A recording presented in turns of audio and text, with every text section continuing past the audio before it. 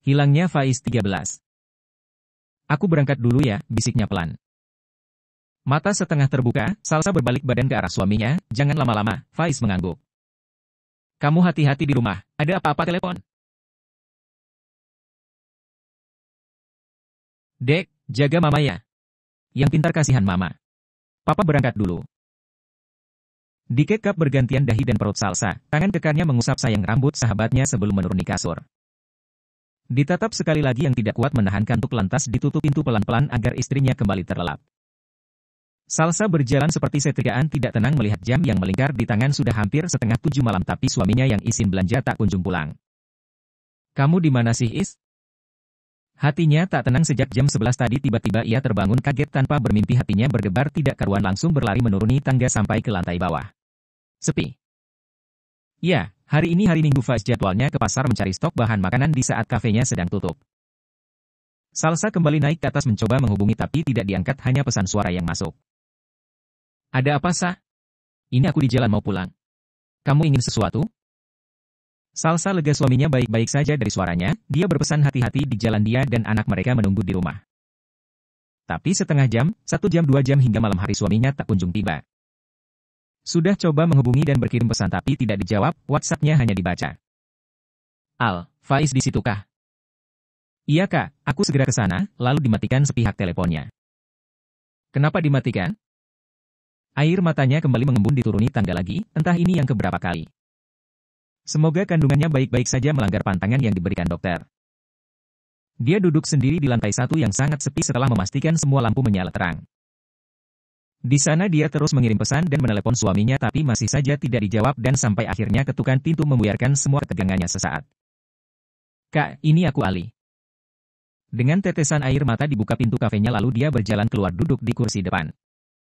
Ternyata tangan kanan Faiz datang tidak sendiri bersama satu teman kerja wanitanya. Air mata terus mengalir tidak mampu berucap hingga membuat kedua pemuda tersebut bingung, saling melempar kode satu sama lain untuk memulai menanyai apa gerangan yang terjadi. Di depan keduanya sama sekali istri bosnya tidak bersua hanya menangis seraya melintir ujung baju. Setelah beberapa kali mengatur nafas, Salsa menanyakan kembali keberadaan suaminya yang tak kunjung pulang. Yang ia tahu biasanya Ali ikut berbelanja meski tidak satu kendaraan. Ali dan satu temannya lah yang membawa bahan makanan pulang. Faiz setelah memastikan bahan yang dibutuhkan sudah lengkap langsung pamit pulang semuanya akan menjadi tanggung jawab Ali. Faiz di mana, Al? Dari tadi ia belum pulang. Aku telepon, WhatsApp tidak ada yang dibalas. Tadi Bang Faiz sudah pulang lebih dulu, mungkin sekitar jam 11-an. Coba kamu hubungi teman-teman yang lain, perintah Ali ke rekan kerja wanitanya. Setelah menghubungi semua rekannya sama sekali tidak mendapatkan info tentang bosnya. Coba kakak hubungi Burmi. Siapa tahu abang ada di sana. Wanita itu setuju mengangguk kepala lalu dihubungi nomor mertuanya 1 panggilan 2 panggilan baru terjawab. MA. Loh, kamu menangis nak? Burumi langsung merubah panggilan telepon menjadi panggilan video. Ada apa Sa? Kenapa di luar? Kenapa menangis? Faiz mana? Salsa terkejut mertuanya justru bertanya lebih dulu keberadaan putra mereka, itu berarti suaminya tidak ada di situ. Luluh lantas sudah hatinya. Salsa. Burumi panik menantunya memejamkan mata menangis sesenggukan sebelum gambar video menjadi gelap, entah apa yang sedang terjadi. Di mana putranya membiarkan istrinya yang sedang hamil menangis di luar, dituruni tangga memanggil suami serta anak lelakinya. Mereka berkumpul di kursi ruang makan tempat beliau duduk. Sa, ada apa nak? Di mana Faiz? Mulut Salsa benar-benar terkunci tangisannya tidak bisa berhenti ditaruh tangan yang memegang gawai di pangkuan. Maaf kak. Diambil gawai istri bosnya karena sejak tadi tidak menyahut panggilan mertua yang terdengar khawatir di seberang sana.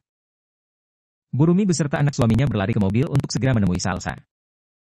Halo tante, ini Ali. Gimana Salsa? Kenapa dia nangis? Faiz mana? Tanya beruntun beliau. Ayo MA, ajak Pak Wisnu agar istrinya segera memasuki mobil. Bang Faiz belum pulang dari pasar padahal sudah pulang lebih dulu tadi jam 11 siang tante. Ya Allah, Faiz.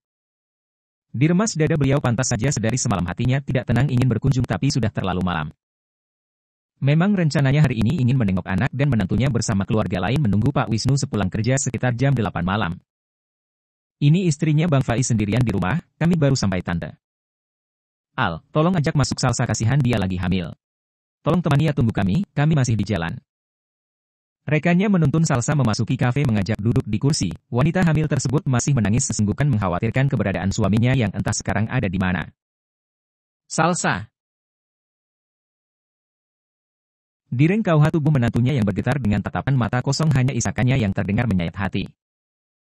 Meski hati beliau remuk tetapi beliau harus kuat menenangkan menantunya yang sedang mengandung. Apa Faiz sama sekali tidak bisa dihubungi, sah? Beliau menatap sekilas putra dan suaminya sedang menelepon seseorang. Dilihat dari pembicaraan suaminya sedang menyuruh seseorang untuk mencari keberadaan putra mereka. Nomor Faiz aktif tapi tidak diangkat, WhatsApp juga cuma dibaca. Kemana sih itu anak? Keluh Fahri panggilannya tak diangkat sama sekali. Coba kamu hubungi temannya Mahya suruh melacak keberadaan Faiz, perintah Pak Wisnu ke putra pertamanya. Salsa belum makan, tanya Bu Rumi teringat sesuatu. Beliau teringat menantunya hanya bisa makan saat malam hari saja dan tebakannya pasti Salsa sama sekali perutnya belum terisi dengan melihat kondisi mentalnya saat ini. Faiz tadi pagi bilang mau langsung pulang, tidak bilang sama sekali mau mampir kemana. Dia janji gak akan mampir kemana-mana. Salsa khawatir Faiz kenapa-napa. Iya, sayang. Kita doakan Faiz baik-baik saja. Kamu tenang ya. Mereka pasti akan segera menemukan Faiz. Putrinya paham itu mengangguk meski hatinya tidak bisa berbohong mengatakan jika sudah terjadi sesuatu hal yang buruk mengenai suaminya.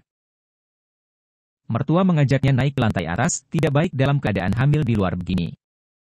Di papa hati-hati ia menaiki tangga satu persatu hingga sampai ke puncak lalu didudukan di kursi yang tadi pagi dibuatnya sarapan bersama suaminya. Mata Bu Rumi berkaca-kaca saat pertama menginjakkan kaki di rumah sang putra. Anak lelakinya sama sekali tidak terlihat jadi benar Faiz hilang belum pulang.